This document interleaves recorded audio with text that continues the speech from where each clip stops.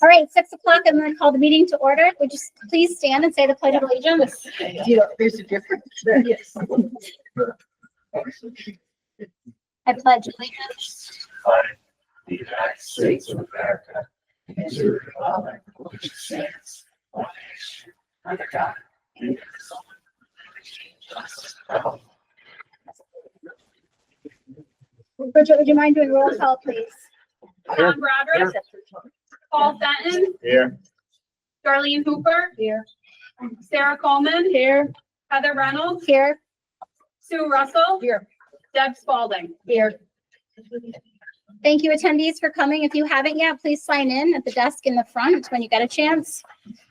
First, I'd like to welcome our new board member, Paul Fenton, who took over the night of the vote. He actually took office. So we welcome you to the board and thank you for serving. Hey, thank you. Thank you. Welcome.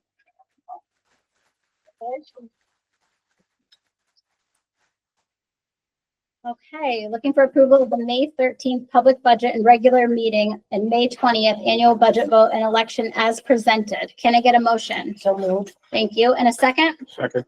Thank you. Any discussion? All in favor? Aye. Opposed? Abstentions?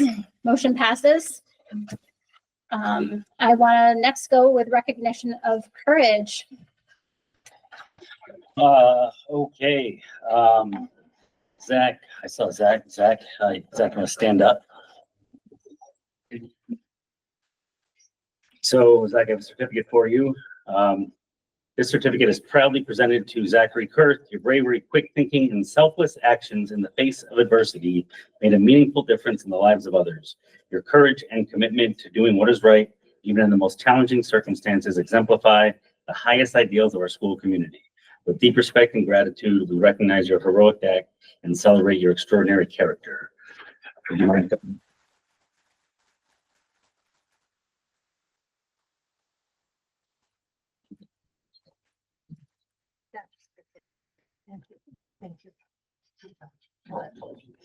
And Sally Duso, would you mind standing up? Sally. This certificate proudly presented to Sally Duso. Your bravery, quick thinking, and selfless actions in the face of adversity made a meaningful difference in the lives of others. Your courage and commitment to doing what is right, even in the most challenging circumstances, exemplify the highest ideals of our school community. With deep respect and gratitude, we recognize your heroic act and celebrate your extraordinary character.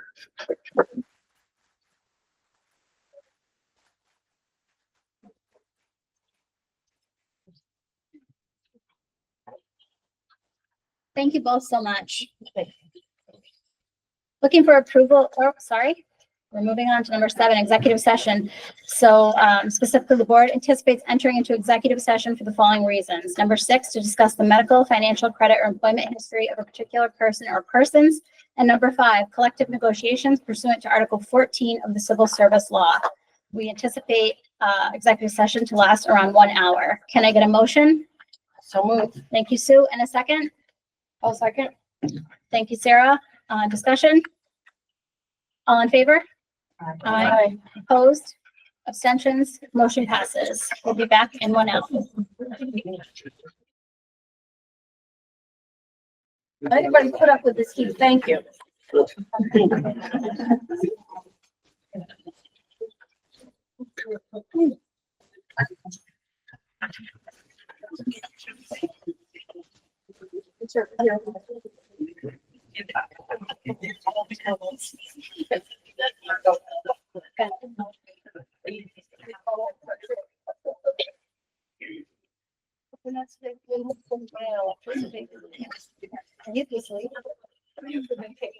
And if you do, then.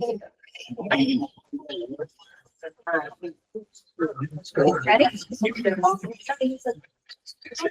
Okay, can I get a motion to return to regular session, please? I do. Thank you, Tom. In a second? I'll second. Thank you, Sarah. We're moving on to public comment. We're set aside 15 minutes for 2 public comment sections. Opinions, ideas, concerns that are offered by the public will be considered and taken under advisement. We have set aside this period to give the audience time to share their thoughts with us. Please raise your hand to be acknowledged by the board president and identify yourself, including your name and your address, limiting your comments to 3 minutes each, please. Mr. Jackson, I saw your hand first.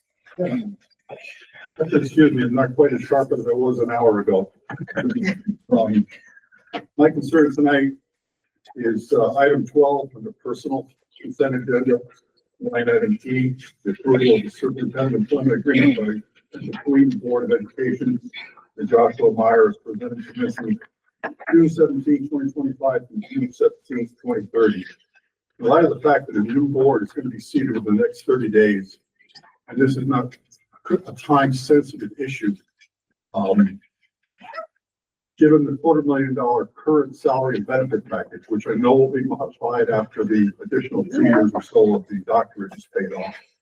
But the encumbrance on the new board from a decision made by this board, in addition to the taxpayers, I really would appreciate it if you would all consider delaying this for another 30 days. That's all I have at the moment. Thank you. Thank you, Mr. Jackson. And ma'am? My name's Mary Leanica. I had no way of submitting for a reasonable accommodation for extended time, just time and a half, to be able to, because I have a disability.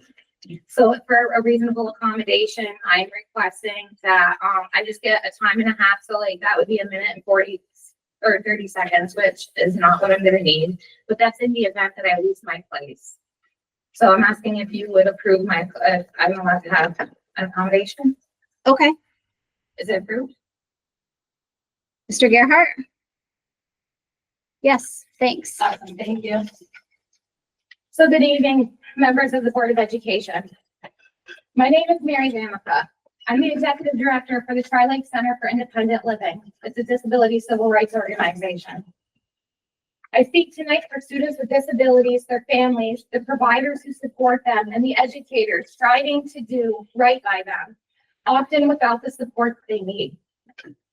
Every student deserves respect, support, and a chance to succeed, yet families and students in this district are experiencing the opposite. Despite commitments under the IDEA, Section 504, the ADA, FERPA, and ASA, this school district is falling short, not just morally, but legally. Students face delays in services.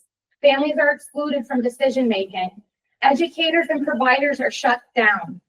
Students with disabilities are treated as burdens rather than valued members of the school community, contrary to your own mission.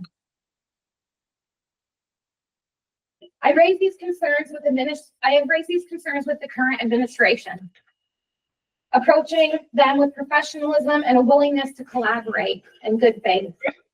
Instead, I was met with dismissive and disinterest. I was not listened to, nor was I respected. And I am not alone in this. This sends a troubling message to our children. They watch how leaders of this, the leaders of this administration treat families, providers, and advocates. When concerns are avoided or dismissed, children learn that asking for help is wrong and that their needs are a burden. We risk raising students afraid to advocate for themselves, believing that speaking up leads to conflict or rejection. What kind of message is that? If we fail to support the children who need it most, what does your mission truly mean? When students are denied support and families are excluded, trust is broken. And once this trust is broken, it can take years to rebuild. So please let me be clear. My own rights have been violated multiple times in this district as a person with a disability. I have submitted repeated requests, both in person and by email, so that I could properly and professionally address you as the Board of Education. And I was denied the proper preparations.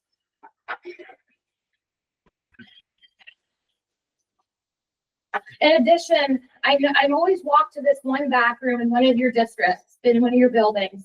This bathroom is not fully accessible. I have been stuck in that bathroom and it doesn't fall under ADA compliance. Your website, because I was trying to do my own research to prevent me from having a barrier to address everyone today. Your website also does not meet the ADA accessibility standards as required under Title II of the ADA. These are not just oversights. These are real barriers to participation, dignity, and equity. But this can change. With timely, individualized support, students with disabilities succeed. They gain confidence, contribute, and thrive. Early support leads to better academic, employment, and independent outcomes. Our goal is, statistically speaking, is people with disabilities are more likely to remain in this community because this is what they're familiar with. This is what they are comfortable with. This is about dignity, equity in every child's future. Every student has the right to participate fully in school life. This includes attending field trips, graduating, walking with their peers, socializing, and learning alongside their peers. But these are not privileges, these are rights. Tonight, I urge you to lead with intention, to make the IDEA, Section 504, the ADA, FERPA, and ASA more than check boxes. These laws must be honored in every classroom, every meeting, and every policy. I ask you that you hold the administration accountable, not just for the non-compliance, but also for not living up to the values and the missions promised to these students and families. Because how we respond to advocacy and the providers, the families, it teaches students whether they should value or silence themselves. Before extending any contracts, I also respectfully ask you to review how the administration is upholding these commitments and investigate the concerns that I raised before you before a final decision is made today. I'm looking to help rebuild a system where students are supported, families are valued, and the adults leading our school model the courage and integrity that we would want to see in our children. Let us lead with compassion, courage, and conviction. Let us show that every child in this district, that they are seen, they are heard, and they are supported, and they are never left behind, because it takes a village. And I am also last year's national award winner for educational advocacy in our youth employment program. I was recognized on a national level. I'm very passionate about speaking for children with disabilities, but there is a systemic issue going across everywhere. And I would like that you guys take into consideration that there are some significant areas that need to be addressed in order for success of all students. Thank you for your time. Thank you.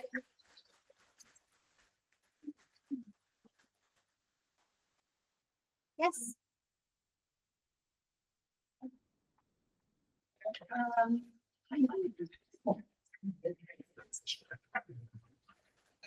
gonna start the 3 minutes that I go over. Thank you for your time, everyone. Okay, my name is Megan Ostrowski. I own a home and reside on Moss Road in New York. I'm here tonight to thank the Lakeview staff and educators for dedicating an unconscionable amount of time to one of my beautiful children that is no longer grade levels behind. Thank you to the Lakeview leadership for securing thousands of dollars in grants to support literacy. Thank you for filling a vending machine with items that make children proud to share that their good behavior rendered a positive outcome. Thank you for providing each child with the opportunity to select a book fair book. It means so much to them. I'm promoting wellness with biking to school and leadership opportunities through a now active student council. Most importantly, thank you for sending a notice to parents regarding inclusive events that support marginalized folks in our community. The last BOE community forum raised concerns about an advertised Pride event. It is important to note that this event wasn't school sponsored or promoted through student material. It was shared on a parent platform, leaving the decision to discuss it up to families entirely. I just want to remind everyone that silence is dangerous. I come to you not just as an educator, but as someone who has been approached by teens in their most vulnerable moments, those that are capable of success but too traumatized to focus on life improving goals. I feel obligated to speak for the bullied child, the teen that was kicked out of their home, real story, for loving differently, and the one hiding in fear of not being accepted if they were honest to themselves and those around them, or worse, the youth who feel that are often no longer existing. The Trevor Project published a quantitative study in 2019 analyzing responses from over 20,000 LGBTQ United States youth ages 13 to 24. Over 1 in 4 participants who did not have at least one accepting adult in their life reported attempting suicide in the last 12 months of that study. 71 reported discrimination due to either their sexual orientation or gender identity. Being a part of the LGBTQ community is not a choice. Decades of research tells us that sexual orientation and gender identity are shaped by hormones, brain structure, epigenetics, just to name a few. What it comes down to, this is not a phase, it's biology. When we understand this, we can stop asking why someone falls into this oppressed community and start considering how we show them that they belong. The idea that pride in some sexuality is a harmful myth that stimulates fear. Pride events are designed to be safe spaces, denounce the shame of being different, and weaken the depth of stigma. This community also needs allies to perpetuate the notion that no one is broken, they are seen, and they again belong. As parent educators and citizens, do we not all agree that students benefit from being in a school environment promoting kindness and acceptance? Families do not all look the same. We need to celebrate and normalize our differences. It is our job as parents to prepare our children to be kind adults in a diverse world. Thank you. Thank you.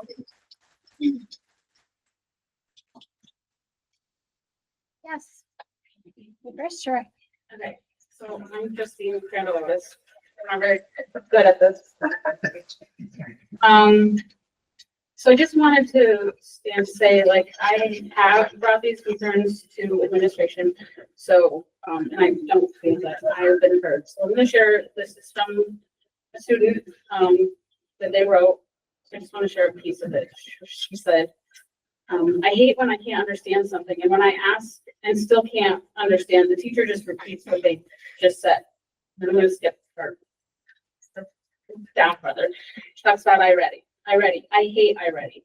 I just sit there and read and answer questions, and I don't get to do things that will actually help, like science or math. The teacher who does my math class, and I have a low grade in that class, so why doesn't she help me? So I just wanted to say, so I have to bring this up because I can't remember everything we do saying. I'd like to see that the district take parent concerns and really look into them and not just say the teacher says that they are following the IEP. I don't think it's fair or legal if a parent requests an IEP meeting due to like the IEP not being followed, to have that meeting then be held 2 months later. So then the issues continue to happen, and that impacts the students. And then when you have the meeting, then it's acknowledged that the IEP is not being followed. I just don't think that's fair. Thank you. Yes, you were next, sir. Yes. Hi, I'm Connor Williams. I live in Westport. I'm a former high school teacher myself. I parent 2 kids in district. I'm the co-president of the DGA, the Griffin Guardian Alliance, but that's not how I'm speaking tonight. I'm just here as a citizen. But our mission is to support learning outcomes for all students and volunteers. That's all we exist to do. I taught history. I still teach history. Strong feelings in communities is nothing new about education. It's as old as education system itself. But what I am surprised by is the amount of anger I've heard in coffee shops and in grocery stores against, especially the administration. Said I'm a former teacher. The administration I know is one that makes the longest drive of anybody to school in the morning. It's there first, that leaves at the very last. It's there at the end of the day, closing up things. They're the people who build vending machines out of their own generosity to make kids excited to be part of the school, to get a fun, safe, non-candy bar program. The people make school fun that I've heard from my kids and so many other people who are so excited to go to school each day. And I was here when school wasn't. School is fun again. There are people who go out of their way to support, to use budgets to make pizza nights and have movies to welcome kids to school. Frankly, they're the principles I wish I had when I was a teacher. I would have given anything to have an administration for what I've seen. So there are differences in this community, clearly, and they should be heard, they should be talked about. But I hope we can do so with less platitudes, with less brinksmanship, with less they should be fired, no, they should be fired. Because the administration that I know at the school my kids go to is why we're here. It's why we and other young families have moved here to buy houses, to volunteer in communities, to try to make things better. And our kids have been disciplined by administration. They've been given consequences. They've been in school suspended. It was the right move. They made a mistake. The discipline was given out thoughtfully, conscientiously, fairly. And so I'm just really grateful for the administration does. And for one more thing, and historian, but public education started in the Northeast. It started with farmers who had no money whatsoever, but still thought their kids should have a better future than they could, and they would invest what little resources they could, send a brick of coal, stick of firewood to heat the schoolhouse so kids could learn. And I look at education from that way. I just hope we can find solutions that will give our districts the resources they need to do a really good job. So thank you very much for coming to speak. Thank you. Mr. Muro, Mr. Hooper was first, and then it'll be you, okay? I took a walk down and noticed that the gym was open. Is there any reason why we were all stuffed into this room? There was no other room, no other place to use. You know, that just sends a signal to me that, you know, somebody just really doesn't care where we sit. Could be the floor for, you know, respect. Yeah, thank you for your respect. Mr. Muro? Phil Muro, I'm a resident of Westport, taxpayer of the, Boquet Valley, Old Habit, Central School District. I talk to a lot of people in the communities. I have a lot of people come up to me unsolicited, most of them. And I hear all kinds of concerns. And I know sometimes you take them with a grain of salt, sometimes you take them seriously. A lot of the concerns that I've heard, I know are accurate. Okay. I've had enough experience. I know when I'm getting good information and when I'm getting somebody who's just, yes. Okay. I'll focus on two tonight, and I've spoken, communicated with the administrators about this, some of it. Special education. Something wrong, something very wrong in our district. And with some of the things that I know, not that I think, that I know are going on, we're opening ourselves up for some lawsuits. And as a taxpayer, I would insist that the board look into this for your good, because you'll all be named too. Okay? Something needs to happen. We recently had a student, and I'm speaking about this because I was told I could by the parents. We had a student recently who she and her parents were basically strong-armed into not having her attend a field trip, several days field trip, because they were told their student would slow them down. That's a damn poor excuse for excluding somebody, and it's not a legal excuse for excluding somebody. And that's one example. I'll leave that one alone. The other request that I have is, as has been mentioned previously, don't extend contracts tonight. Allow the next board to be involved in that, okay? I've been in situations where boards have extended contracts and the next board had to deal with that, and it cost them money to deal with it. They still dealt with it, but it cost them money, and it was a poor thing for that board to do to the incoming board, and it would be a poor thing for you guys to saddle someone with something they're just gonna have to work around and spend money to get out of. That's all I have to say.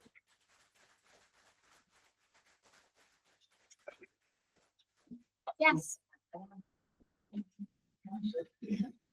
My name is Sita Sanders and I live in Wadham. I'm here for two reasons tonight, but I did want to just say that we all have very interestingly different experiences of this school, and I'm coming from only mine and my grade.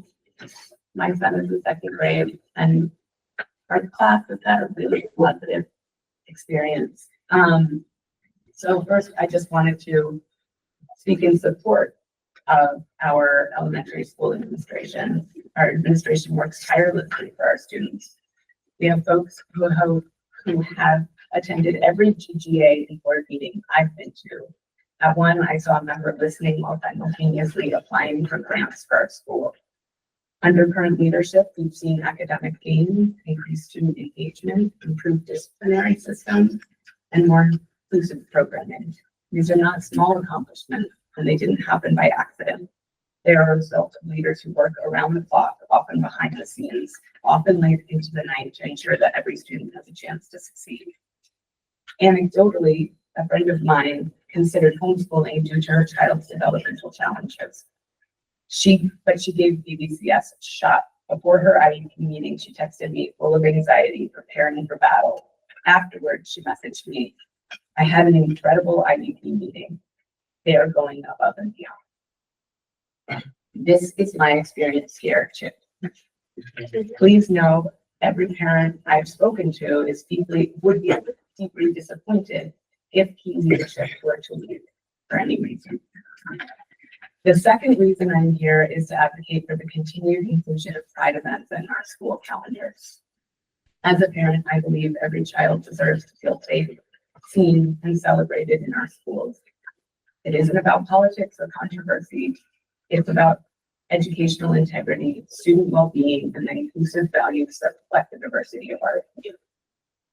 Please let me offer a few brief points. And Megan actually included one of the studies that I just speak up. Okay. LGBTQ plus students are at a greater risk of bullying, mental health struggles, and suicide. According to a 2023 Trevor project study, 25% of LGBTQ youth seriously considered suicide in the past year. Students that celebrate inclusion send a clear message. You matter. You belong here. This directly reduces harm and can actually save lives. The educational relevance is that students who feel safe learn better. This is supported by research and observed by every educator who's seen students thrive when they feel accepted. Equity and legal alignment.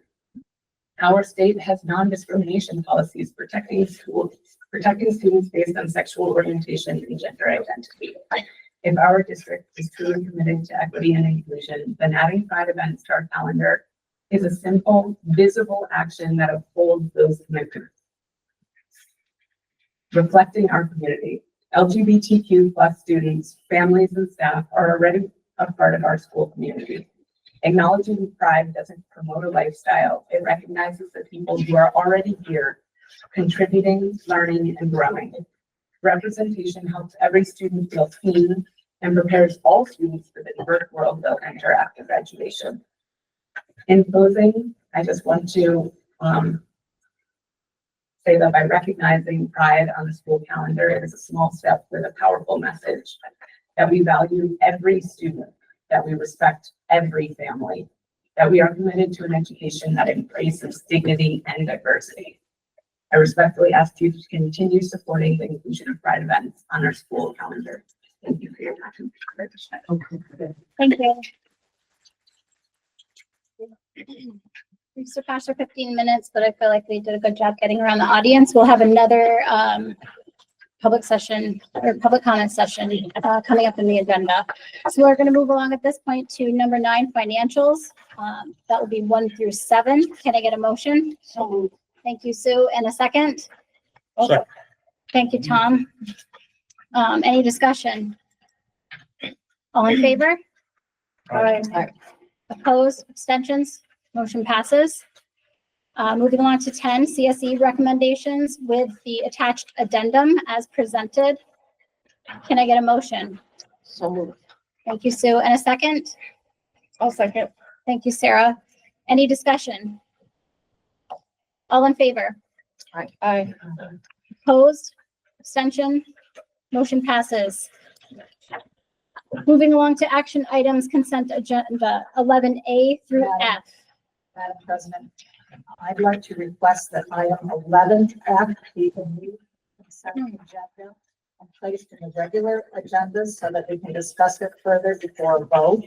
And remember, this action does not require a vote by the board. It should automatically be honored. Okay, so 11A through, excuse me, E. We can, it's okay. Okay, so we're gonna vote on 11A through E. Can I get a motion? So moved. So thank you. Second, I'll second. Sarah, thank you. All in favor?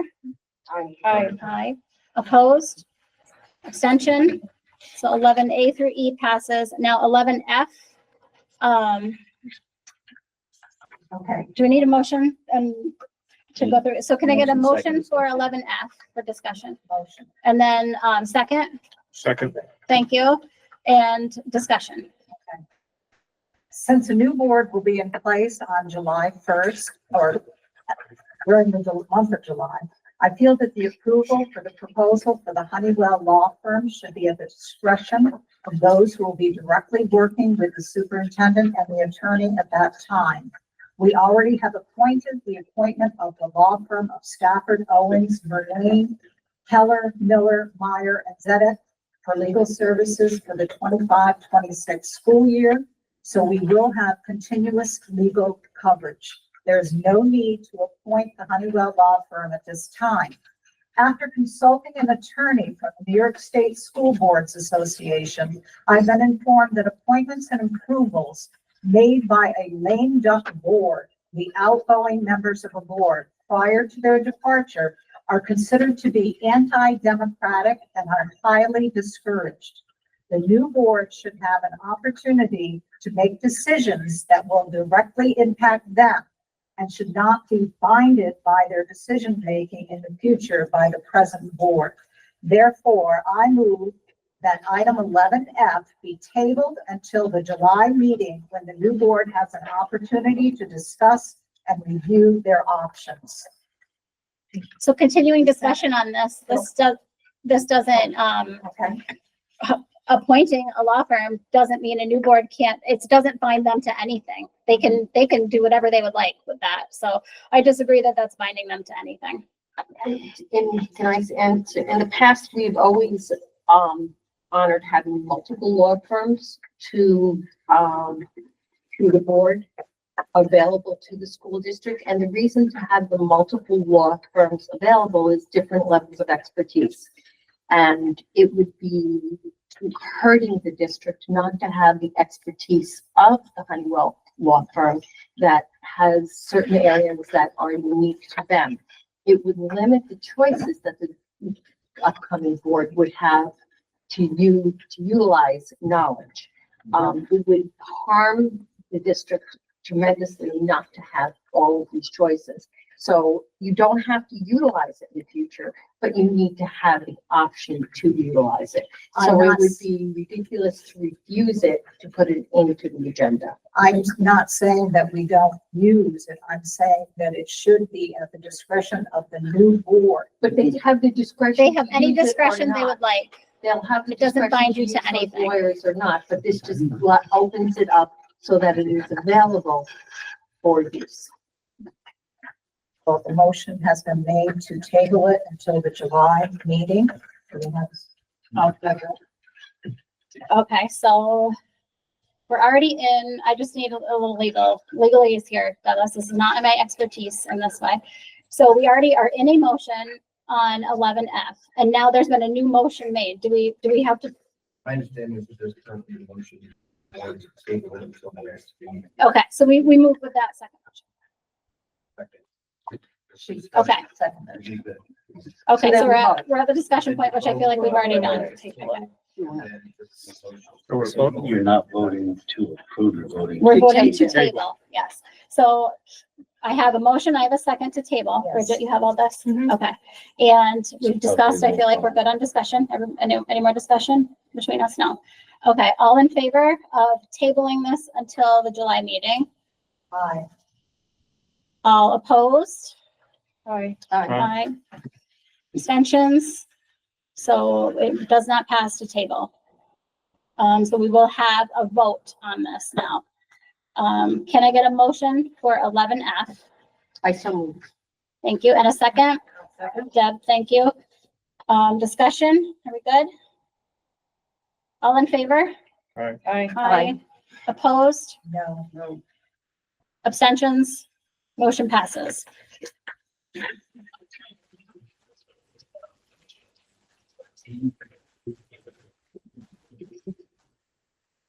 Moving to personnel consent agenda. Bear with us here. There's an addendum to this, which would be to J. We're adding 6 to J. And then you'll see under personnel consent agenda, it says Z, that's actually Y. So that is one that has been added. Okay, President Reynolds. So just one second. So it'll be A through Y. And just a correction under M. M should read 15 sick days, not 13. That is a typo. Okay. And I'm sorry, I didn't. sorry. Hang on a second. M, under M, the number 13 is there. It should be actually be 15. Okay, Okay, thank you. you're welcome. Yes, Starling. Okay, I request that item 12B be removed from the consent agenda, placed in a regular agenda, so we can discuss it further before the vote.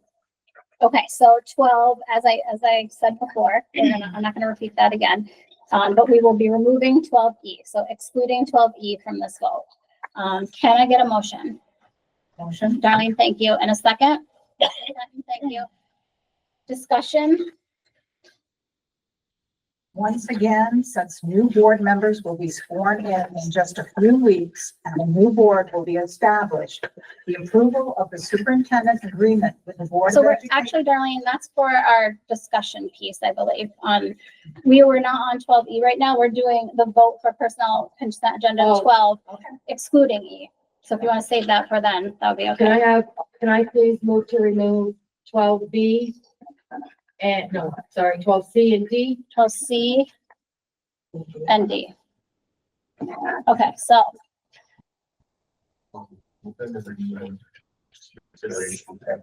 Consideration separate in the middle. okay. So we're removing 12E, 12C, and 12D from what's currently here and what I've already said with the rest of the changes. So now we're voting on all of Everything except for C, everything D, and E. except C, D, and E. Yes. And I'm kind of lost here. Do I start at motion? I think I'm gonna start at motion. Can I get a motion? So, Thank you. I'll second. And a second. I don't know if I needed that. Discussion. I do have a question for Josh. You have Jeremy Ward as a substitute bus driver. Isn't he a full-time driver right now? 10 months. I think 10 10 months. 10 months. Oh, is it 10 months? So this So would the be substitute would be over in the summer. Yeah. Gotcha. Thank you. Any more discussion? All in favor? Aye. Opposed? Abstentions? Motion passes. We'll move to, we'll do 12C and 12D separately. So we'll move to 12, or can we do them together? 12E. Well, we're gonna, C and D come before E, so I was gonna do those them So first. you done together? I'm okay with that. C and D be done together. No, I think they should be done. C and D, C to B. I made the motion to remove it and she made it for E. And she made. We're talking about C and C and D. D. So, Okay, you don't want to discuss that together. You want to do it separately. Oh, C and D can be, yes. That's what I'm asking. Okay. so Yes. for 12 C and D, can I get a motion? Motion. Thank you. And a second? Second. Thank you, Tom. And discussion.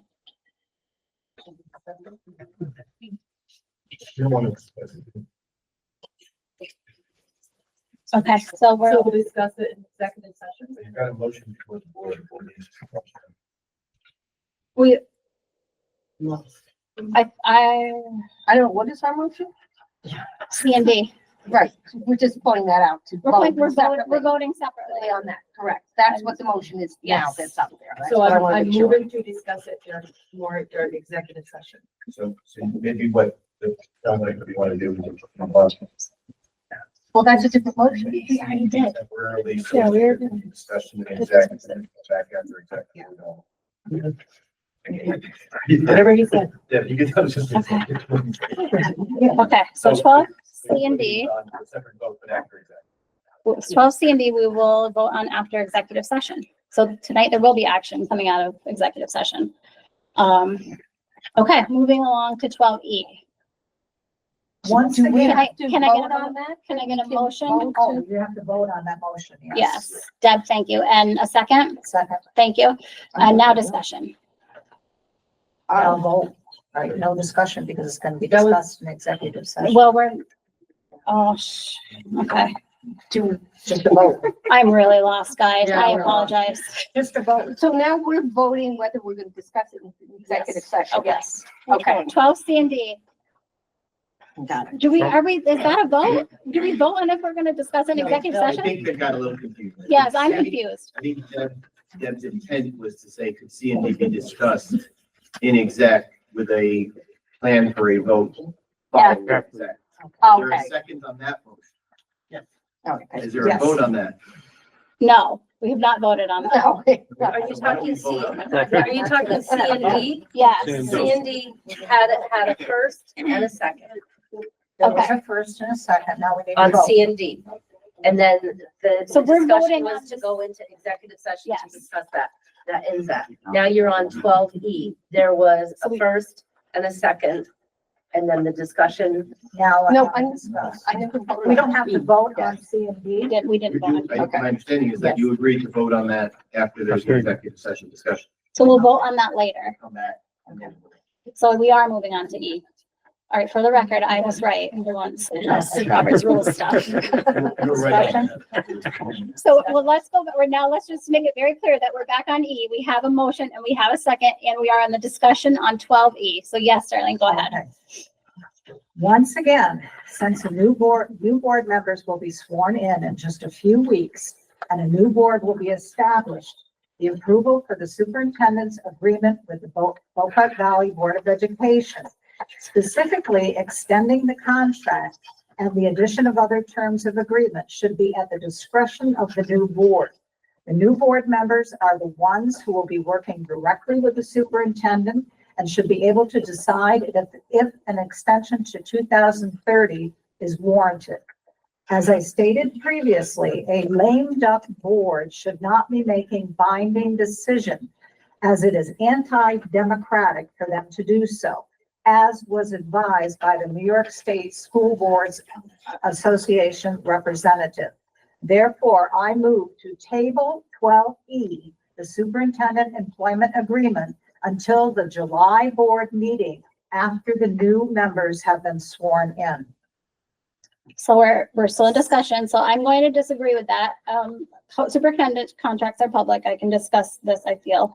But superintendent's contract has stipulations in it that direct the board that they have to, we get a self-evaluation from the superintendent in February. In March, the board evaluates the superintendent, and then negotiations happen on a contract. It only makes sense that the board that evaluates and negotiates with the superintendent actually votes on that contract. The new board and the new board members will have the following year to work with that superintendent for the entire year, and then they will have the ability to evaluate the superintendent, negotiate the contract, and vote on that contract. So, anybody else have any discussion they'd like to add on that? I feel Yeah, that. in that case, why don't you take 2 or 3 years off that agreement?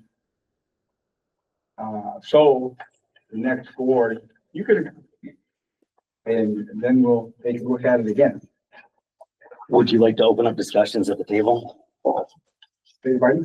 It sounds like you're trying to negotiate at the table, which I'm welcome to do. Well, we can't do that. We have to go to your office, right? We can negotiate now. Do we negotiate it now? No. Okay, I have one thing to say, like, there was, I don't know how much I can say. I don't want to get in trouble here. The contract is, Already till 2020. no, 28. it's the additional here. part and the 29. changes that were made. 28. Like, no, to 29. here, June I think probably No, the right now, basis- That's what was given to me by this This is not last. contract. Yeah, I would suggest that No, the board's gonna, Why extend it?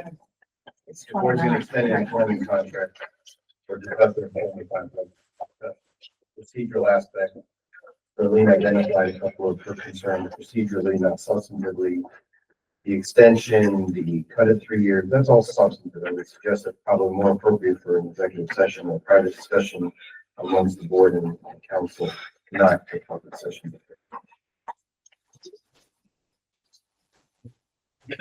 Any further discussion? I would like to request that when we vote on this, we have a roll call vote. Second. Okay, so we have a motion, we have a second, we have discussion. If we're done with discussion, we'll move along to, all in favor? The contract going. Of the Yes, contract, 12E. of it being tabled until, Oh, we're tabling. No, so you No. the What are we vote- voting on? Just so I know. we're voting on the table, right? I believe, yes. Yeah, I'm voting on the tabling or just moving it The into executive session. No, we were discussing the tabling of the contract, right? But Isn't that what we're Mr. voting? Gerhart also suggested that it was an item to be brought into executive session for No. further discussion.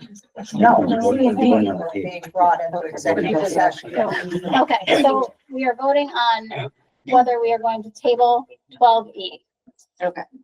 And discuss that in executive session. No, No. No, we're just voting when we're we're just tabling voting it or on not. it right now. We're voting on if we're tabling 12E until the July meeting. Right. Okay, And roll So- call vote, please. so 12E, the request is to be tabled, and I'm sorry, I've lost track. We have a motion or second on this one. You do. You do. We do, okay, we have discussion. All in favor of tabling this until the July meeting? We're gonna do roll call. You.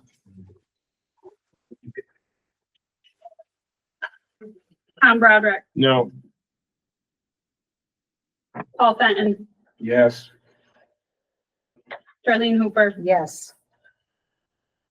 Sarah Coleman, No. Heather Reynolds, No. Sue Russell, No. Deb Spalding. Yes.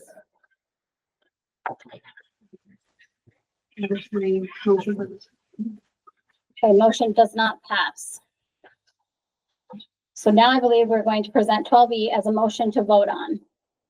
Can I get a motion? So moved. Thank you, Sue, and a second. I'll second. Thank you, and discussion. All in favor? Now we're voting on. Now we're voting on The contract. 12E, the contract. The contract. All in favor? It should be a roll call. Yeah. We I'd could do that. suggest a roll call. Roll call, Tom Broderick, Yes. Paul Fenton, No. Darlene Hooper, No. Sarah Coleman, Yes. Heather Reynolds, Yes. Sue Russell, Yes. Deb Spalding. No. Motion passes. Thank you.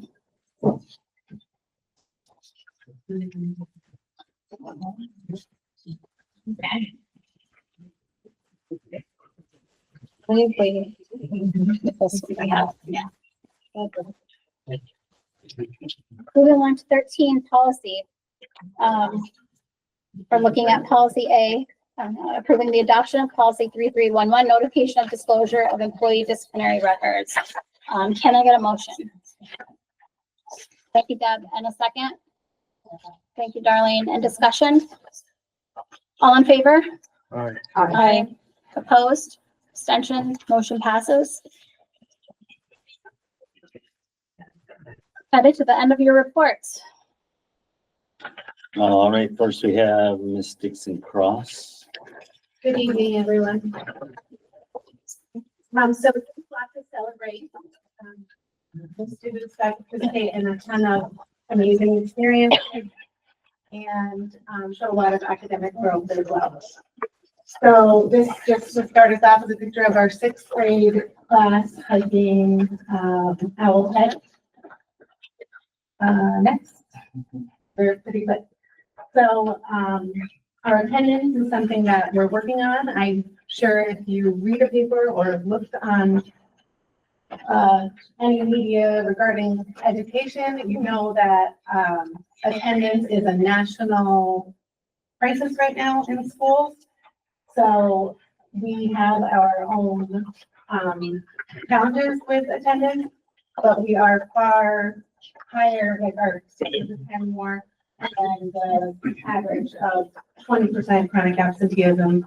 Our Mountain View, chronic absenteeism is 5%. But we are still trying to move upward and implement some positive school environment teams so that we can encourage that 5% and all of our students to come to school more. As you can see, starting right with COVID, it became an issue not only for us, but nationally.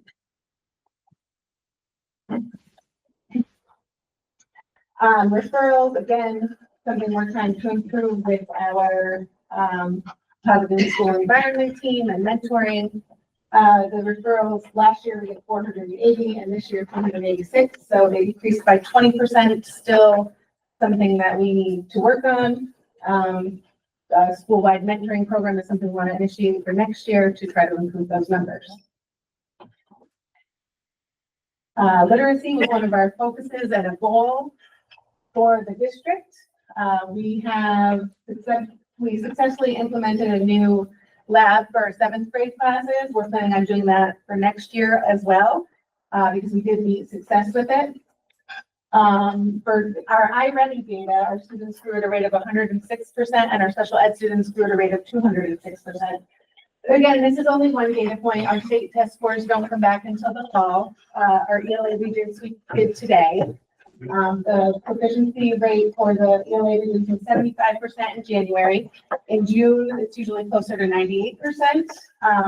And of that 98%, we usually have a pretty high rate of max rate, which is 85%. So next year, some of the goals we have, like I've discussed, incorporating an 8th grade ELA lab.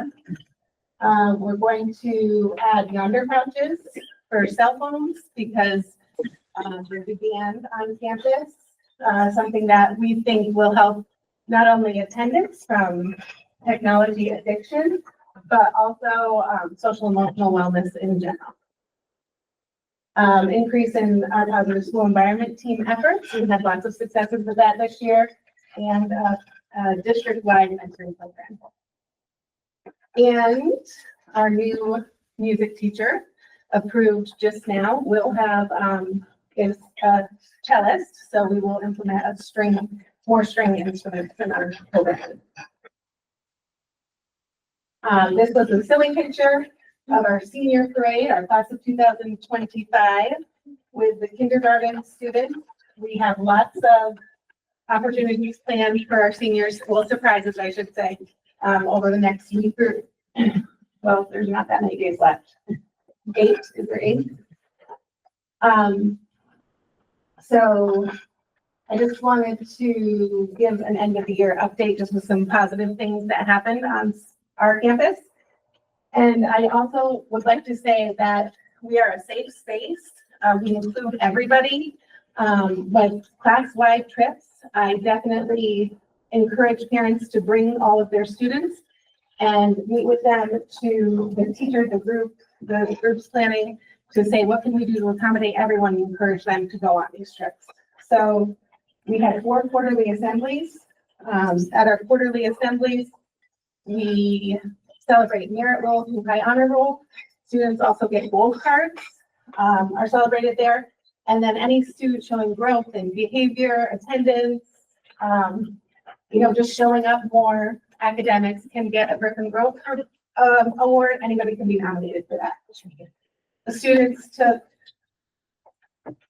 the ASVAB, the PSAT, the SAT. We offered 4 AP courses. We're offering 5 next year. We had a National Junior Honor Society induction, an NHS induction.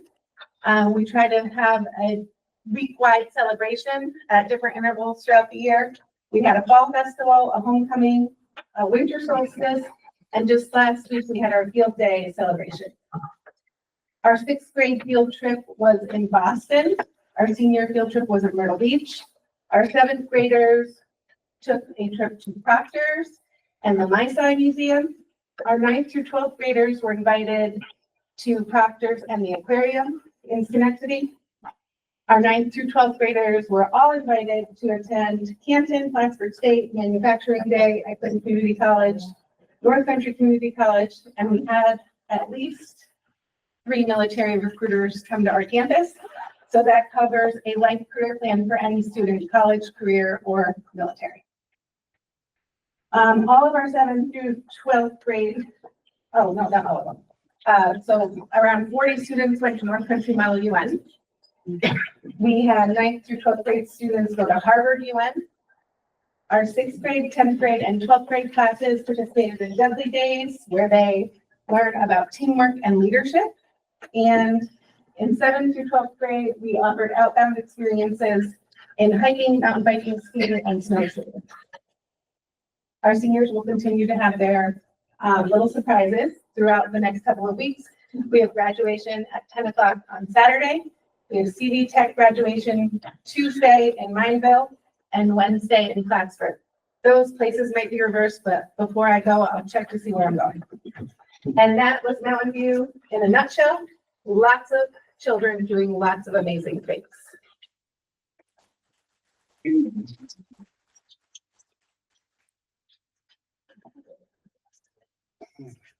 All right, so Mr. Myers, go to Dr. Ryan, the next slide.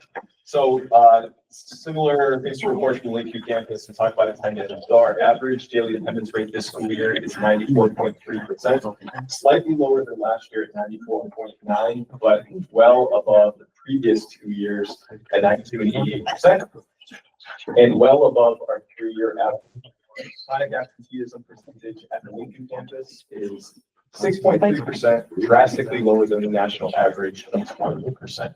Very, very good. I have said this all school year. I continue to say it. That any principal in the region, any district in the state would be very happy with this percentage rate goal that Mountain View campus came in. Next slide. Our discipline. So year to date, referrals are down 49% and incidents are decreased by 21%. This is phenomenal. And if you look at the referrals in 2022-23, compared to this year, I think this is a testament to how well our PBIS program is being implemented by teachers and staff at the Lakeview campus. And that picture in the corner is one that I think one of the parents referenced was a bike to school event that we had in May.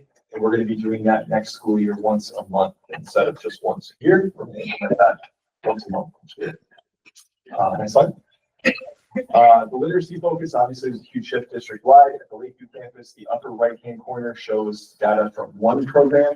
So you can see that there's less of, or there's a shift from students in the red to a shift in the green and the blue, which is what we want to see. And the data on the bottom shows that our students' grades 1 through 5 grew at 120%. The program tells us they should grow 100%. They exceeded that growth, which is what we want to see. If you look at just the colors, there's less red, there's more green, and that's what we want to see. And teachers successfully implemented a brand new ELA curriculum. And the focus next year is going to be less on fidelity and more with integrity program. Something that went really, really well this year. This was a heavy lift, and I think the teachers did a phenomenal job. And next slide. So we talk about next year, we're going to be implementing a new math intervention curriculum, which is similar to our current ELA intervention curriculum. I mentioned that we are going to have monthly SEL Fridays. I'll have more about that, but there will be a walk to school event. There will be an arts and education assembly in the morning. Opportunities for group SEL focus during the day, and the PBIS assembly in the afternoon. We're also going to host monthly literacy nights, which is part of our Adirondack Foundation grant, which I'll talk about during the grants presentation. And we also purchased something called Family Math Nights, which will be in addition to the family literacy nights. So we're really trying to focus on math and literacy. And we're trying to implement a new program as an alternative to in-school suspension or out-of-school suspension called Grounds for Growth. We have some staff at the Lakeview campus who are really supportive of working with students as an alternative to send them home, keeping them in the school and working within the school. And the picture on the bottom right is from an assembly, our staff wearing all the yellow, it starts with you t-shirts, and our students have it starts with me. That was a real focus this year with that motto. And I think it went really well. So thank you.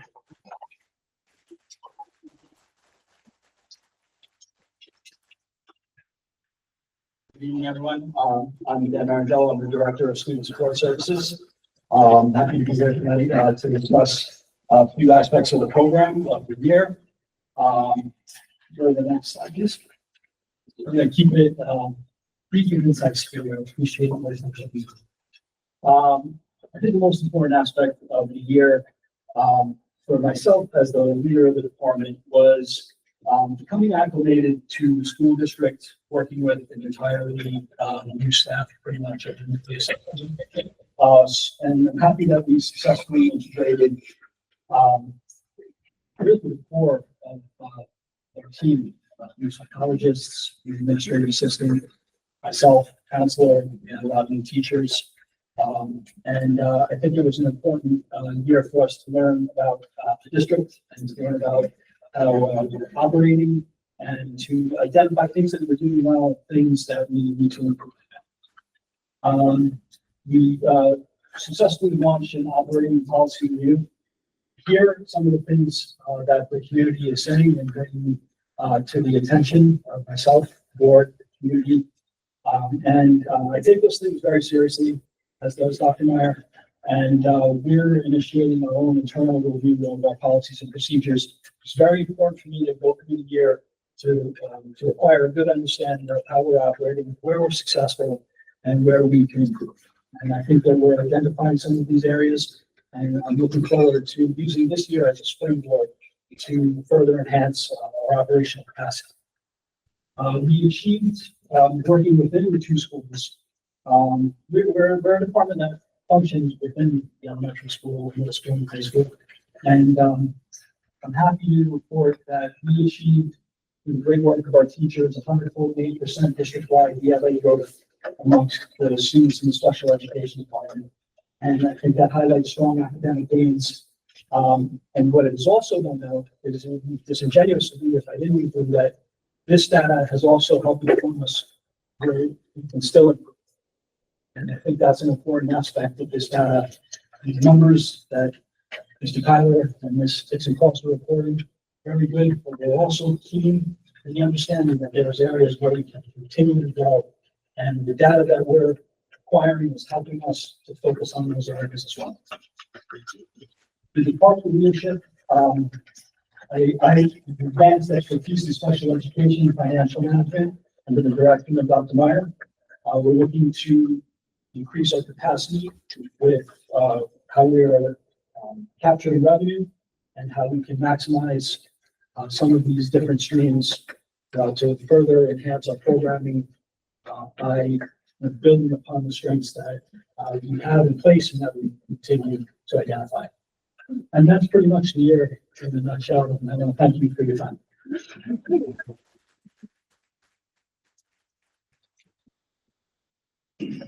Okay, headed on to superintendent's update. Josh, you're up. Thank you. So a few things, put the administrators right back on the spot here as they handle most of our grants. So which one of you is going to take the lead there? Yeah, so I'll come back. Right. So all of these grants are in the application process. This is a significant portion of how we pay for this, and the allocations are relatively the same, with the exception of the IDEA grant. Bottom is going down by about $7,000, but 7,000 out of 126 is not tremendous. But all of these are sort of in the works right now. I can go to the next slide. So this is something that's really exciting. We received this $10,000 grant from the Adirondack Foundation to promote literacy. So the thing I just talked about is this family literacy nights at Lakeview. It's going to be hosted by yours truly, and we're going to have literacy opportunities for families to come in, station, set up, in addition to the family math nights at the Lakeview campus, with the goal of not just pre-K through elementary age, but getting in younger pre-K kids, burdens of pre-K into the school too. And then goal number 2 is providing these community reading corners. So these are the bookshelves that we purchased through the grant and books to fill those bookshelves. And this first bookshelf was installed at the Champlain National Bank location in Westport. The cool thing about these bookshelves is they're like no taller than these tables, and they're filled with books for kids birth through elementary age. They're free. They're decked out with Boquet Valley stickers and stuff inside them to sort of say, hey, we gave this to you. And there's Head Start flyers there too to encourage younger families to apply to Head Start. They're going into 10 locations to start in Lewis, Elizabethtown, Juarez, and Westport. So any community support that district. And we have enough to put more in more places, but we kind of want to see how successful the first 10 are. This is really, really exciting to get books in the hands of students before they become our students. I have a quick question. Sure, I do. So I know the teachers association usually gives out free books. Yeah. So were they able to help you at all with this? I mean, I think some of these books may have come, and there's 2 boxes left over from the I know it's Federation of opening day Teachers. or something. There's always. Yeah, I don't want to take from the teachers. They do a great job giving those out to opening days of school, but we are purchasing books from the grant to do that. I'll also say you all just approved the $10,000 grant for the University of Kansas. That's really exciting. And we hope to participate in that next year. If you get the same number of teachers, it's another essentially free $20,000. So it's great. Thank you. Thank you. Thank you.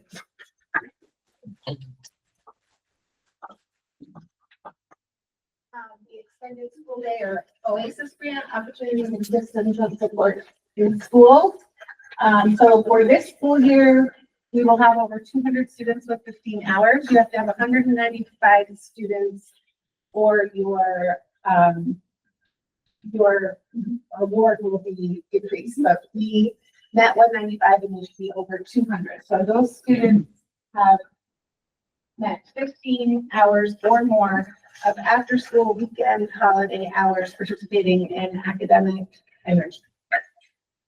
For next year, our programming starts July 7th to July 8th. We have weekly academic enrichment during those weeks. Beyond the core content areas, science, math, English, social studies, and 15 different enrichment opportunities from staff-led motion, volleyball, basketball, just essentially, if students like it, we will find us somebody that can teach it and offer it.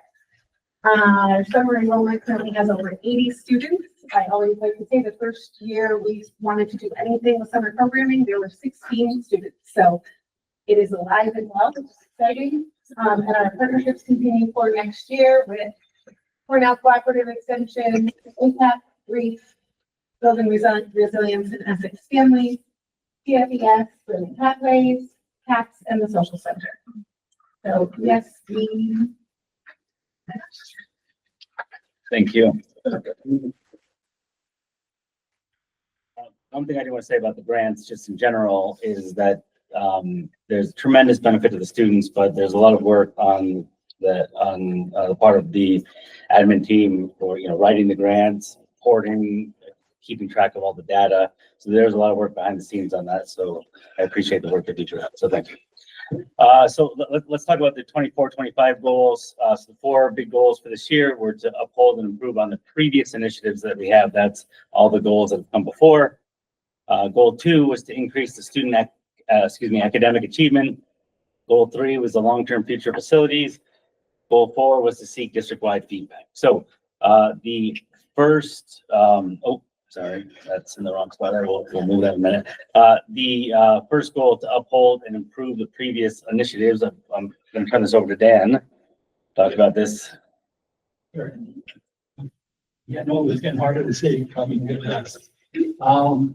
The first 3 was always to review, assess, and document the effectiveness of past initiatives on the end of Q1. The status of that goal is that it was accomplished through a comprehensive review of ELA data, curriculum, and interventions, facilitated faculty engagement and evaluation of 3 curriculum options, leading to school-wide adoption and implementation of CKLA for the school year. The key result 2 was to create and implement improvement strategies for 100% of ongoing initiatives ensuring relevance and effectiveness. At Q2, status of that was that it is accomplished through ongoing focus on recruitment and continued enhancement of the onboarding process to strengthen the effectiveness and sustainability of current initiatives. And key result 3 was to achieve a minimum of 90% adherence to advancement past initiatives throughout the academic year. And anyone who's been paying attention will understand that that was accomplished through the facilities committee and all the hard work that we did. Submitting a strategic recommendation to the board. State approval is pending and the proposal will be presented to voters supporting the continued advancement of long-term initiatives. Thank you. Thank you. Okay, so, the first portion of student academic achievement was to update our RTI plan. I can say that we met today as a group to update our RTI plan after professional development, and that is ready to implement in September. Number two is monitoring the implementation of the ELA curriculum, which we, I think there's a false perception that we rolled it out in September. We were like, hey, good luck, teachers. There's been ongoing professional development.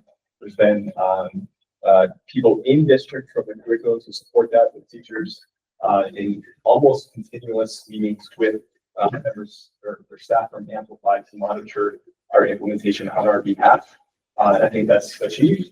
And then quarterly reading challenges at the Lakeview campus, that was accomplished. We did these primarily over breaks, and one that I'm really proud of is number 2, the Water Safari Reading Challenge. We had well over, I think it was 109 kids out of 161 that participated in this, which means they got a free ticket to Water Safari this summer. And our family likes to say that Water Safari is the happiest place on earth. So we have 109 students that are going to Water Safari, and our numbers compared to local districts were much higher. So we won't participate in that program this year. Thank you. So, looking at our third goal, which is the long-term future of the facilities. So, again, those of you that, I know many of the facilities committee members are here. So working with a consultant, we were able to, set dates and, meet, we met that deadline. We had all our dates set by October. We were able to host 6 monthly facilities committee meetings to get together input and update the community on the progress. And we were able to develop a draft long-term facilities plan by February. We actually accomplished that at the March meeting, so we missed it by a month.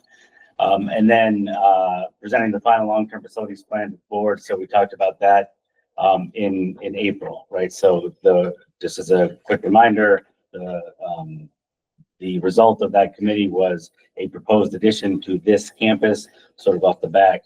All that information is on the website if you need to be reminded of any of that. So the architect has recently submitted a few different renderings of different options, like single floor, 2 floor, that really came in, I believe, 2 days ago. So just where we are in the school year. I've had time to acknowledge that I've seen the email, but not really time to go through it yet. So it'll be a late June, early July project for me, and that will certainly be presented to the board and the community once we can take a look at what those options look like. And the last district-wide feedback. So this was comprehensive feedback from district stakeholders to inform and guide district improvement efforts. So there's a full report on this that you're going to see in a couple slides here. But there was district-wide feedback survey that was launched in October. There were focus groups with students, parents, teachers, and community members. That was set to happen by December, and it did not. We had many of those by December, but they ultimately all wrapped up by March. So we did get all those in. The town hall meetings that we had to discuss the feedback. So that is basically this, talking about, again, like I said, you'll see in the next few slides what that looks like, and to compile and analyze the feedback data to create an action plan by May. So that was done in May, but again, presented tonight. So before we get into that, we did skip over Hayden's slide, and I don't want to miss it. So I'm going to go back to Hayden real quick. Oh, you did. Oh, sorry. Don't go back. Okay. All right. I take that back then. I will keep rolling here. So again, goal 4 was the stakeholder feedback. The purpose here to gather comprehensive feedback from student, staff, community. We did this through surveys, focus groups, community meeting, and the outcome was this action plan that you're going to see right now. So the biggest strengths we saw coming from the student feedback was that they felt there were strong relationships with teachers and the staff. So the students felt they had strong relationships with teachers and staff, which is great. They, generally speaking, enjoy school events and feel safe while they're here. The challenges, inconsistent discipline and poor communication surrounding discipline. So we'll kind of put a pin in that. We'll come back to that in just a minute. Opportunities include to expand student voice and activities, and the action highlights what we're looking to do as a result of this is to create a student advisory group. Meeting with the students, I met with each class, 9 through 12, and did some surveys for some of the younger grades. It was pretty evident that they'd like to have some more regular meetings. So that's part of my to-do list for next year is to have more regular meetings with some of these student advisory groups, just to get their input more often, and to standardize discipline and expectations and procedures. We have our handbook, the handbook's solid. However, when we have multiple people doing discipline, sometimes there's some inconsistencies there, and I think that was a frustration. So we'll talk a little bit more about that. So in terms of the staff feedback, biggest strength came through as teacher autonomy and leadership responsiveness, meaning that if they needed an administrator for something, that leader was responsive to their concerns. Biggest challenge, again, discipline consistency and Lakeview facility issues. Opportunities that we see here, better onboarding procedure. We are well aware of this, that the onboarding, we think we do a pretty good job over the summer, but we know that folks who started like mid-year, once we're rolling as a district, we can and we need to do better with those folks in particularly, and better job with cross-campus collaboration. For the action highlights, so some of the requests here suggested were to redesign the faculty meetings to allow for a little bit more opportunity for conversation and discussion at those meetings, and to improve mentoring and the procurement processes. Procurement meaning acquiring different materials that we need. So understanding that a lot of these staff meetings started way back in the fall, we do believe that we've made some of these changes in the contract that was just approved tonight, the new contract. We did make some significant changes to the mentoring program that I think will be beneficial for everybody involved. And the procurement processes with the shift to the business office and the CDS business office that happened last July. We do think that that's getting better, and we feel pretty good about the orders going out this summer. As far as the community feedback goes, the strength, generally speaking, is positive view of leadership and school events. The challenges that there's limited information on initiative and there are facility concerns. Opportunities here is that we can have more events and better communication.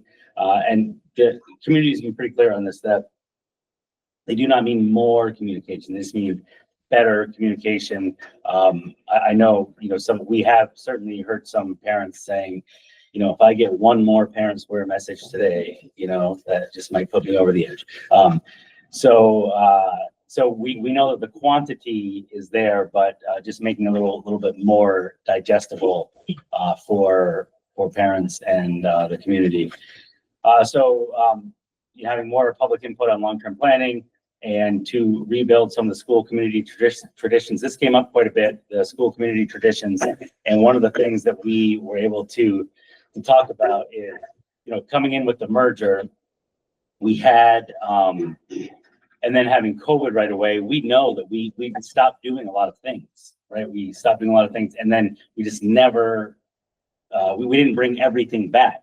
And I think some of that was an oversight. Some of that was, just no one grabbing the reins and taking that over. But I mean, we're this far out now. I think certainly our district and everyone needs to stop, saying, well, COVID this or COVID that, right? So we just need to move forward. And this really drew attention to that. So we are definitely looking to redo some of those things and look forward to working with, the employees and the community on some of those things. Okay, so the idea here is that these are cross-group things. So the multiple groups we're talking about, and I just mentioned this, but improved communication, not just more, but better. culture building events and traditions, consistent discipline expectations. And so the tensions to navigate, what that means is that different groups felt differently about things. Like the discipline perceptions vary. There were some concerns from some of the teachers that the discipline consequences weren't often enough or harsh enough, and some of the students felt that they were too harsh. So there were some differences in perceptions there. The community wants more access, and the staff had concerns about the capacity to offer that access. And the students want more electives, and the staff are seeking more rigor. So there's some things there that we certainly need to just continue to discuss and work on. So our overall action plan in the short term here, we're looking at leadership visibility. It's pretty clear that while just talking about the grants, for example, everyone appreciates the behind the scene work that's happening on those grants. They still want to see the admin team out and about more often, and we heard that message loud and clear. Want to see more back to school related events. In the midterm, looking for more student committees like I discussed, and the staff mentoring system. I'm going to go ahead and put a check mark next to this one, as we did get it in the new contract, and I'm pretty excited about working with the Federation on what that can look like moving forward. And in the long term, explore the consolidated K-12 campus, as we've been discussing all along, the professional development, alignment, and strategic communication plan. So we had some great conversations along the way, some great feedback, and we're looking forward to putting this into action moving forward here. So that's the end of the stakeholder feedback, and so using all of that information, that leads us into the goal introduction for next year. So a reminder of this process, the way this works is starting in September, when everyone comes back, we make an assumption that we're going to hit all our targets and meet all our goals. And because of that, we start talking about what we want the goals to look like the following year. So these things on various committees started being discussed in September. Okay, and in some of the major reports, those come to the board, they just for discussion purposes, and then kind of go back down to some of the committees. So there's plenty of opportunities for discussion and collaboration here. And goal one, we typically kept goal one the same, which is to uphold and improve the previous initiatives. The idea there is that we don't set a goal 1 year and then just forget about it moving forward. So that makes us just look back and make sure that we're doing those things that we set out to do in previous years. Goal 2 is very similar to the ELA goal we had last year with ELA, but we're adding math to that. We still don't think that we've accomplished all there is to accomplish in ELA, so we're keeping it there, but we want to add math to that as well. Looking at goal 3, we're still continuing to plan for a facilities project. We need a long-term plan here as to what we're going to do. And then goal 4, to improve the hiring, onboarding, and support for new staff. I do think that from the support perspective, the new mentoring program is going to be great. But there are still some things that we can do in terms of hiring and onboarding that we're looking to do. And certainly, the mentoring isn't the end all be all of support, but it's one of the major components of that for sure. So procedurally from here, these goals will go to the board at the reorg for further discussion and hopefully approval. And then at that point, the admin team will set the key results, what we're looking to accomplish during that year. And then that will get adopted, the goals with the key results get adopted in August, and then we hit the ground running in September is how that has looked in the past. Okay. Hayden, so I don't think it updated. I think but I can go back. That works. Yeah. All right, so I'll turn it over to Hayden to talk about the district reserves. Yeah, I'll make this super quick because not a lot has changed throughout the year. Our reserves are still really, really strong right now. Really no concerns. All of our reserves are currently housed over an iPass account. So I did have to break this into two screens. I put it all online. There's no way to use it. So the only estimated use by June 30th of 2025 is through that employee benefits reserve. You guys authorized use of that evening earlier. That reserve is really just used for those retirement incentives, any sick time, payout, vacation, something like that, employees are entitled to through their contract. The other use throughout this year, but we're not going to use in between now and June 30th, is the capital project reserve that was approved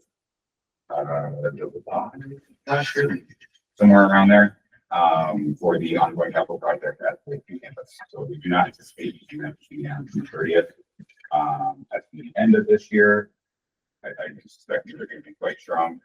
It becomes a conversation over the summer about whether using those reserves again or reallocate. You saw last June, you guys had a ton of approvals for reserves. That was to close a lot of the existing reserves for Elizabethtown, Lewis, and the West Fork campuses. We are at the point now where those reserves no longer exist there, and we have that reserves, which is why we saw significantly less approvals this evening. Those reserves. And as seen, we did authorize transportation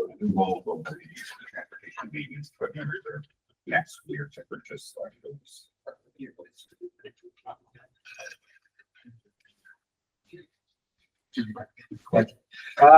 What was the total cost of the new salary schedule for the teachers' agreement? So the teachers' agreement, because it was approved tonight, I know the total increase for salaries for the entire district, but breaking down specifically by teachers. Oh, no, the district, that's all. The district it increased 1.9% over 24-25. Dollars, where's that for dollars? It's about $154,000. All right, thank you. Thank you, Hayden. Okay, so we do need to talk reorganization dates. I would propose, and I know we have some of our oncoming board members in the crowd tonight, so I would like to just have a discussion about reorganization dates, and we can select a time. I would propose July 1st. So my first question to you is, does that work for all of the board members that are on starting July 1st? No. Yes, Jason? Yes. Tom says no. No. Okay. Do we have, so we have to meet before the 15th. Are you out of town or? Out of town. Okay, do you know what? First part of the month. Okay. I forget the dates, but if you had a little bit later. It'd be fun. Okay, do you know, all right. Can we pull our calendars out? I can't from like the 5th to the 15th. Okay. Not like when I meet like at 9 o'clock at night. Sorry. I have a prior commitment with them. I can't. Okay. And you're not good the 1st of the 5th. What is the day on first? Tuesday. Tuesday. The 5th is a Saturday. Think it's a couple days later, I'm fine. Second, third, either of those dates. Page. Just stay with the first. The first week of July works for me. So you. She's there. They can have one first. I'm available on the first, but Tom's not. Third. About Thursday, the 3rd. Let me get third.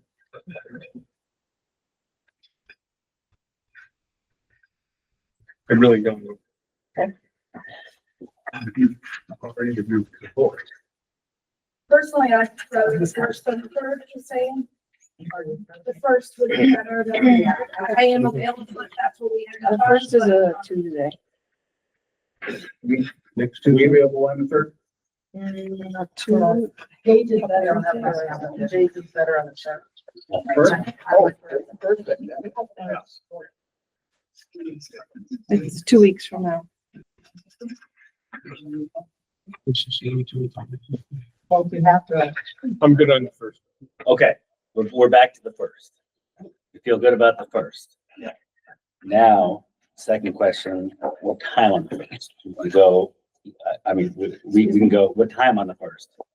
we can do 6 o'clock again, typically in the July and August. We have gone earlier in the summer, 5 o'clock, but I'm indifferent about anything in terms of time. What do you think? 6 o'clock for you? Yeah, so you're the customer, so you're coming up, you know? 6 o'clock on the first. Is that okay with everybody? All right. 6 o'clock, for you? Yeah, 6 o'clock, for sure. 6 o'clock on the first. Okay. Nice. Let's applaud the new board on their first decision. Okay.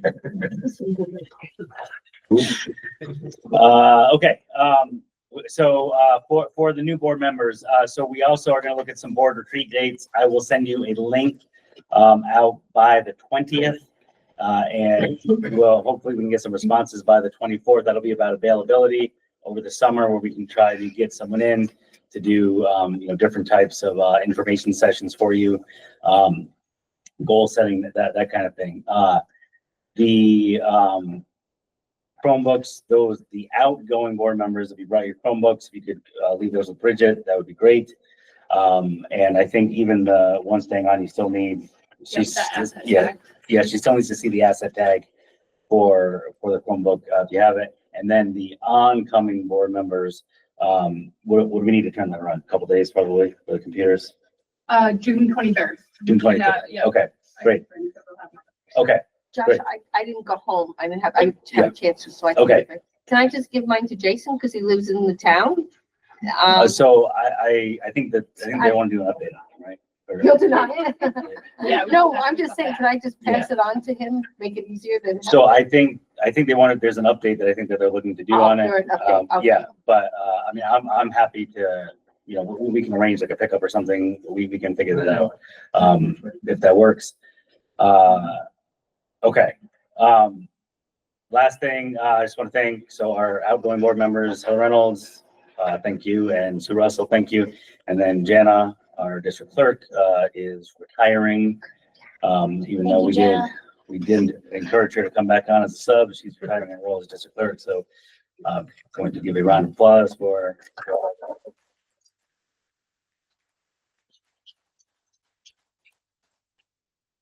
All right, and I believe that is everything that I have.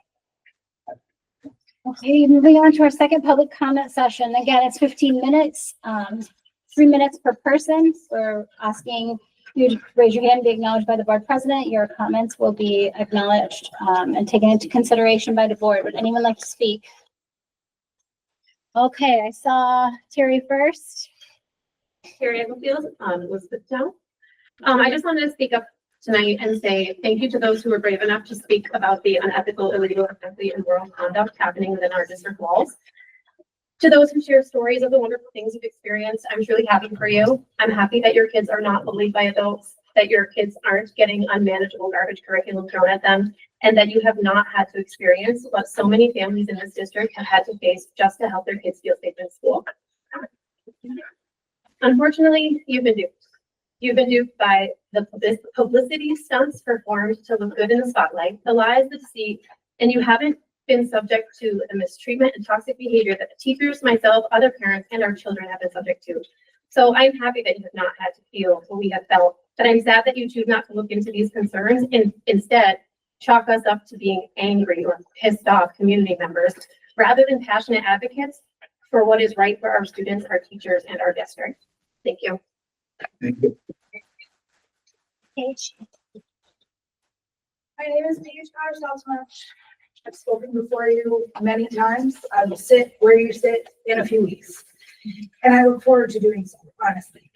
It is my privilege to serve all of you who sit around. I want to make sure that at the beginning of the meeting, we included the CSC recommendations that were added to the agenda. I didn't hear you say that, but I did hear you say it in public for the personnel section. So I really just want to know that that was included. It was, I did say the addendum Yeah, as added. Yeah. Thank you. You're welcome. There was one more for you back here. Yes, sir. Yes, you first and then Ms. Beaton. Yeah, Connor Williams, still from Westport. Didn't know we needed a speech, but envelope is good for out of state, so I'll try it too. Adjectives and adverbs do a lot. They They make things sound energetic, they make things sound angry, despicable, abhorrent, duped, blinders. I look at actions. I look at someone who's literally moving through the community, putting books for kids to read from his own, I'm sorry, I'm speaking. That he, put there. I look at kids happy to bike to school. I look at data that was incredible, above national standards. We came here from away in Connecticut. People said, you know what? The schools are going to be terrible. You have your kids in private school in no time. They're excited to be here. We are outpacing growth against New York State, one of the strongest states in education is. I look at data. I look at the forum.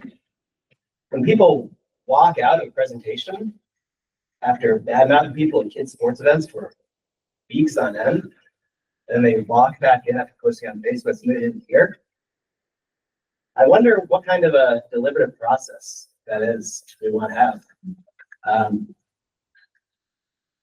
So I don't know, count me among the duped, but I'm really grateful for everything our school is doing, for their leadership, for the data they presented on the slide, for all that growth that's happening. And Todd High School, I've been in those 504 meetings, they're hard. Got a lot of people there, a lot of intensity. Everyone wants best for the kid. It takes time sometimes. You gotta get to what we used to call an open state. Closed states, nobody wants to do anything. Open states, they want to learn, they want to get there. That's what I was taught as a teacher. We need more people in this community who are in open states and who are open to hearing things, looking at them, studying them, not just seeing the world through adverbs. Thanks. Yes, Ms. Beaton? Yes, Brooke Beaton from Lois. I just have one question for the board. Why do you feel that Dr. Meyer's contract needs to be pushed out 5 years from now with this date of June of 2030? Would you sign a contract with a business 5 years, for 5 years down the road, knowing that the economy is going to fluctuate? It makes no sense to me why this contract is pushed to 2030. Why? Why isn't it done annually with his performance? Annually, every year. We'll give you another year, every year. And not just Josh, any superintendent. It should go on his evaluation, whether you extend his contract one more year. I just don't understand it. Do you have an answer for me? We don't engage in back and forth conversation during public comment, Ms. Beaton. It's for us to hear what you have to say and take that into consideration, but you could email the district and probably get answers. Speak up a little bit. You talk too fast. Okay, so I want to maintain decorum of a public meeting, so that means respect and honor, so please. I just don't understand. What's wrong with this board? Would you sign a contract with a business 5 years down the road to pay $2 for a gallon of propane when you know it's going to fluctuate?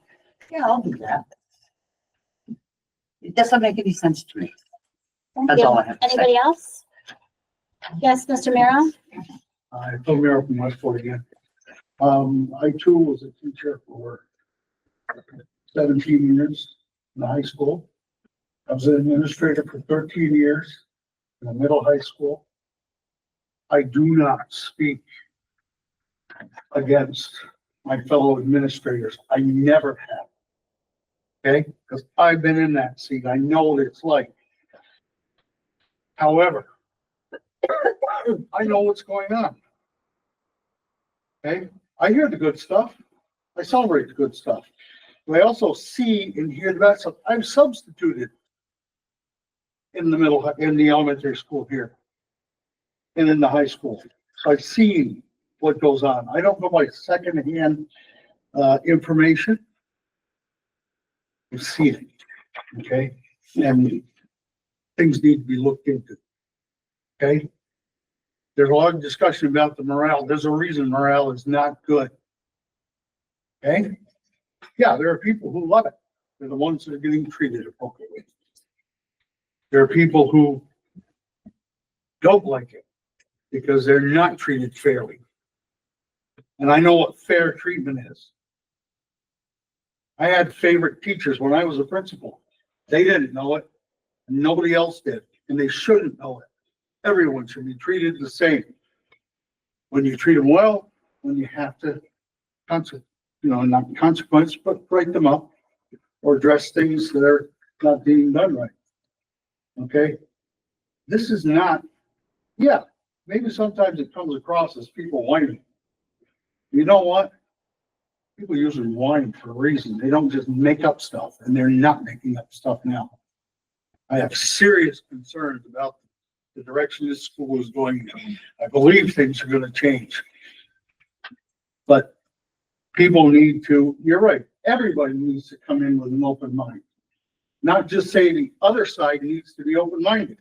Everybody needs to be open-minded and realize that there is another side to the story.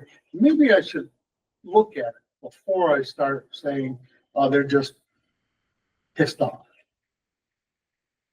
That's all I need to say. Thank you, Bill.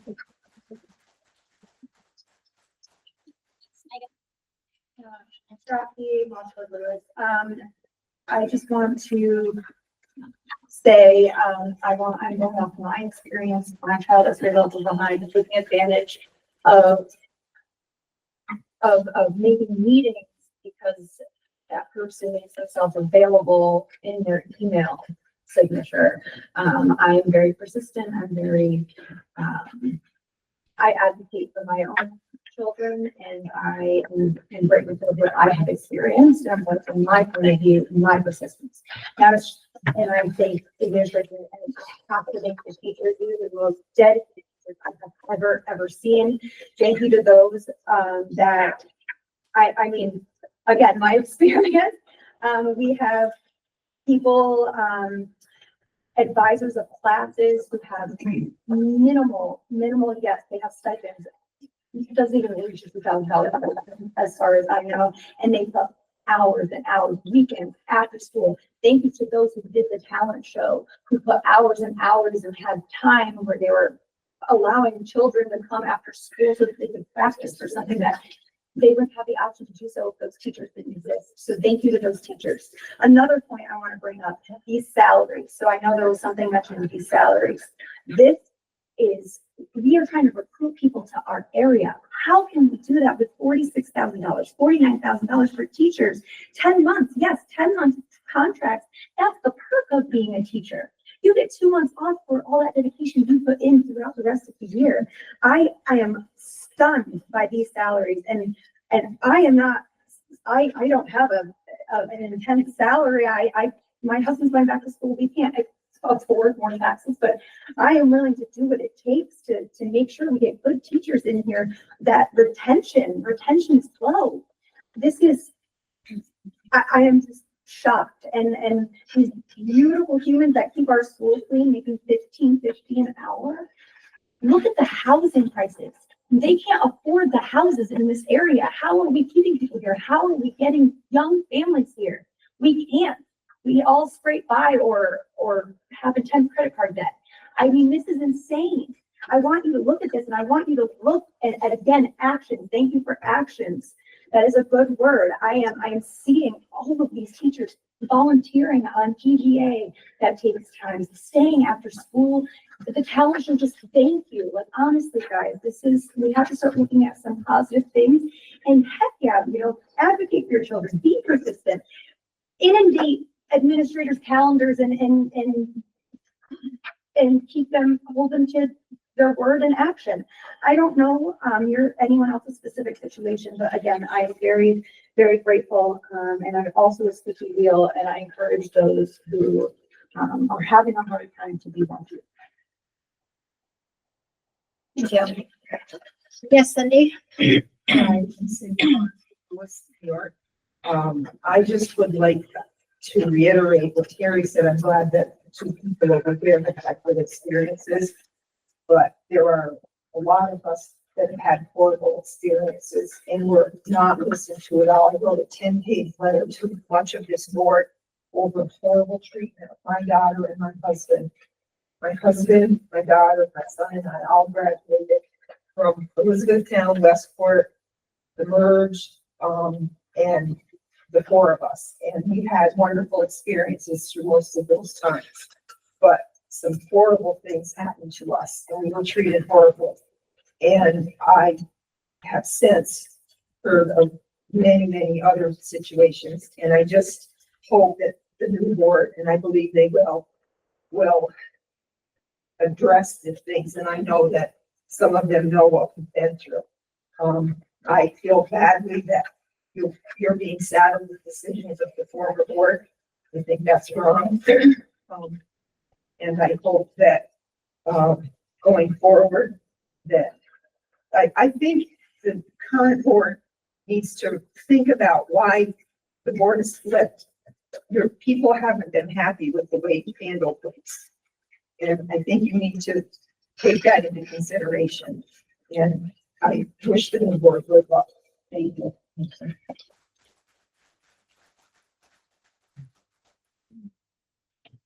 I don't see any other hands. Yes, Mr. Hooper? I know you won't hear this again, but hopefully we can get a speaker. We can have a room where you don't have to peek through these things to see who's, who's up there. And the things are blowing in your ear so you can't hear. I mean, I don't hear well anyway, but that doesn't mean I don't have a right. You can make it just a little more convenient, and I'm sure the new board will. Thank you. Yes. Like, who's back there? Again, my name is Mary Lamica. I was brought to my attention that there was no Zoom link presented for this meeting. Is that correct? A Zoom link? I don't know. Because there should be, because this is a public meeting law violation. So there should be a Zoom link for people who have barriers and cannot attend in person. They should be allowed to have access to the same public information that we are previewed to. And this is also an ADA violation too for people with impairments. Just wanted to point that out. Thank you. Anybody else? You get that, anyone? I'll make sure. Okay, seeing no more hands, we're going to move along. We are entering executive session specifically to talk about number 6, the medical, financial, credit, or employment history of a particular person or persons and collective negotiations pursuant to Article 14 of Civil Service Law. Can I get a motion? Thank you, Darlene, in a second. Second. Thank you. Discussion will be that we do anticipate action coming out on 12C and D after this executive session. Any other discussion? All in favor? Aye. Opposed? Abstentions? Motion passes.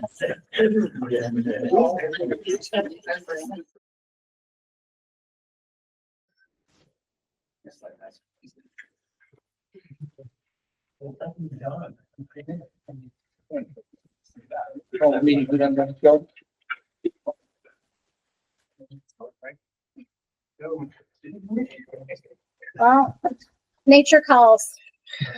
Make a motion, go back to. I'm going to wait until the rest of our board is present.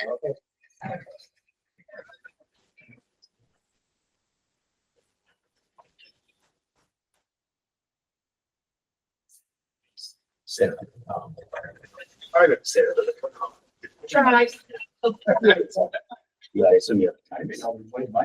You have time. Not, I'm in. So, Right now. one day. Oh, I don't have to go to work anymore. I have to be there. I have an educational What's session at what's C and D? 7:15 I got my in the ER at City Gauge. What are we voting on? 12 C and D. I'm just waiting. 12 C and D.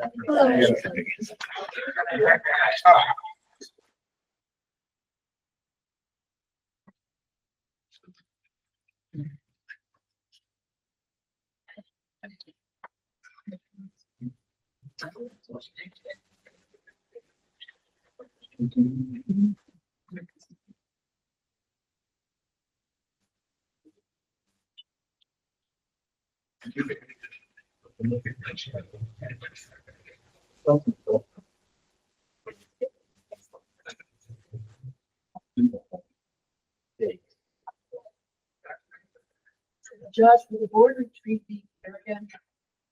We can do it anywhere. Can you do it at Panama? Yeah. So Eric, I'm saying that amount, that Have you ever considered it? I'll give us dinner too. A retreat from the New York State School Boards Association? we typically have alternated. Yeah, but we can talk more about this, but but there's a couple that I just want to look at and, talk about what they can bring to the table. And we don't have to do them all in the summer. We could do like one in the summer, one in the fall or something like that. So I got have some stuff there. Can I get a motion to enter back into regular session? Thank you, Mr. Fenton. And a second. Thank you, Darlene. Oh God, I lost my train of thought. Discussion, all in favor? Aye. Opposed, abstentions? All right, so we're voting at 12, C and D. Can I get a motion? Thank you. And a second, Mr. Fenton, I saw your hand. Yes. Discussion? All in favor? Aye. Abstentions? Or sorry, opposed? And abstentions? Did we get everybody's vote? I didn't see who opposed. Devin, So the rest were in favor? Is that correct? yes. Mr. Fenton, did you vote in favor? I'm sorry, I didn't. Yes, I did. Sorry, I didn't hear you. Okay, motion passes. Can I get a motion to adjourn? Sure. Thanks, Tom. And it's a second. Second. Thank you, Sarah. And a third. All right, peace out, Girl Scout. All right. Thank you very much.